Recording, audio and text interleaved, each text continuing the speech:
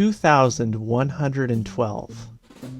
2,112 mistakes in the year 2021 made by the utmost professionals throwing speed limit defying errant throws that put a man's life at risk. I searched through these thousands of errant airballs for the most eccentric quirks of the bunch to share with you today. Please be gentle with me as this was my first attempt doing anything like this, but with that being said, let's just lean right into this. No. Danger's my middle name. Freeing 90 feet was a common heckle coming from my own days spent roving between the bench and bullpen, hence the name. However, the perspective shifts quickly when guys are no longer throwing 70-mile-per-hour fastballs into your jersey. No, at the big league level, reaching first base or even stepping into the batter's box requires some serious lack of wrist aversion. One of the unluckiest people in this respect has to be Josh Van Meter, the 26-year-old utility man for the Diamondbacks, who was struck by only one pitch in the majors this year, a 101-mile-per-hour heater out of the hand of Mets closer Edwin Diaz. Out of all the heaters this year, this is the fastest to make contact with a hitter, and it happened on Mother's Day, no less. Of course, every yin has its yang, and every rose has its thorn, as an equally painful-looking curve from Rich Hill floated in and was punished by the dense Salvador Perez. Not very good revenge against someone who sent 48 balls to the seats in 2021.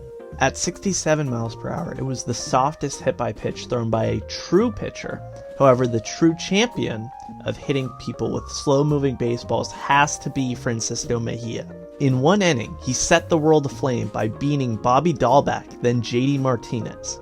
It's a wonder they didn't charge the mound after seeing their lives flash before their eyes like that.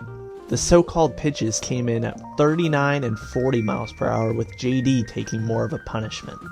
The kings of the hit by pitch, at least for 2021, have to settle for sharing the crown, as Ty France and the newly relocated Mark Canha both endured 27 heat seekers.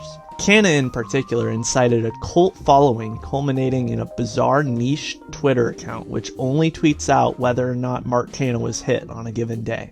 While Canha's rise into super hit stardom has been some time coming, France burst out in a meteoric rise, getting hit in over 4% of his 650 plate appearances, which seems unimpressive, but dwarfs the 1.1% mark across the entirety of the majors in 2021. In fact, France and Canha made up 2.6% of all hit by pitches, despite taking 0.7% of all plate appearances across Major League Baseball. Of course, with every French can willing to do what he can to help the Seattle A's win the AL West, we have those on the complete opposite end of the spectrum. The villain of the story in this case is Josh Rojas of the Arizona Diamondbacks. Of his 550 plate appearances this past year, he refused to let the ball touch him a single time. The only footage I can find in the history of all that is Josh Rojas is a grainy, hard to decipher picture. However, I was able to colorize it for this video, in which he simply forgets the rules after and starts running to third base after getting hit in 2019.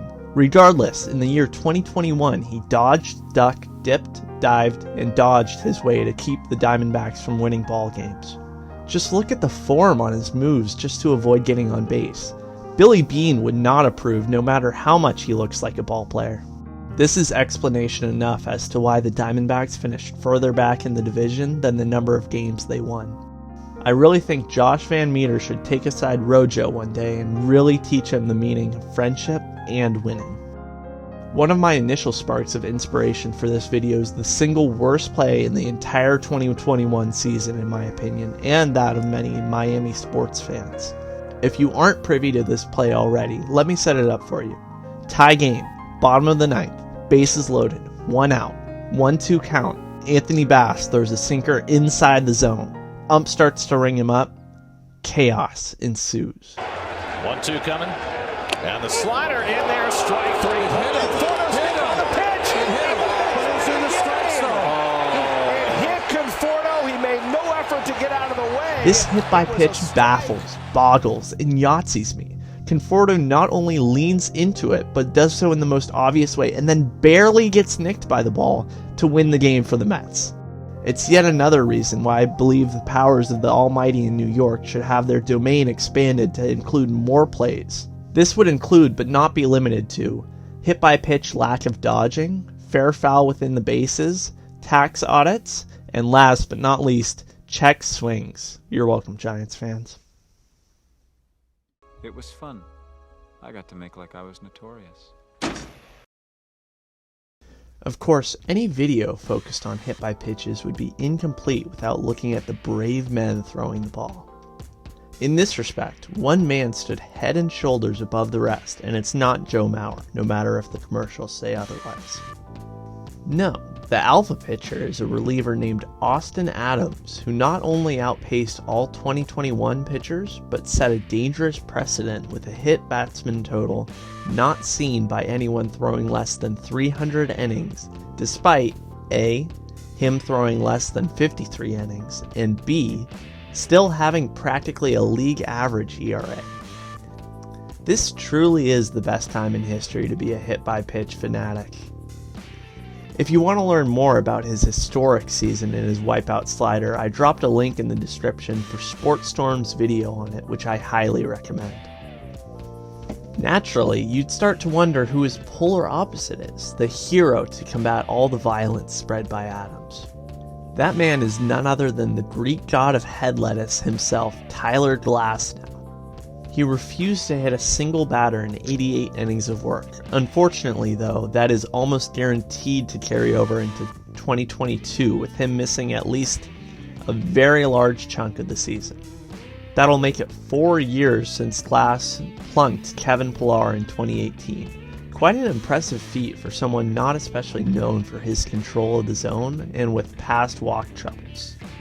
Honorable mentions go out to Chad Green, who was only 5 innings shy of Tyler, and Ian Anderson, who hit 1 batter in 128 innings. Both of them were close, but no cigar. Pitchers themselves are not immune to the hit by pitch, although the occurrence is unlikely to continue with the probable inclusion of the DH in the National League. I especially like the moxie of David Peterson tossing the bat as if his OPS plus isn't -33 for his career. The whole mantra of fake it till you make it is truly on display here, as this is far from something that you would practice. Likewise for John Duplantier and Caleb Smith, it's like this unexpected outcome frees them to act as they would on a high school field, hitting a bomb and then bat flipping. It's reassuring to know that pitchers are people too. And although they are people, we sometimes hold them to impossibly high standards.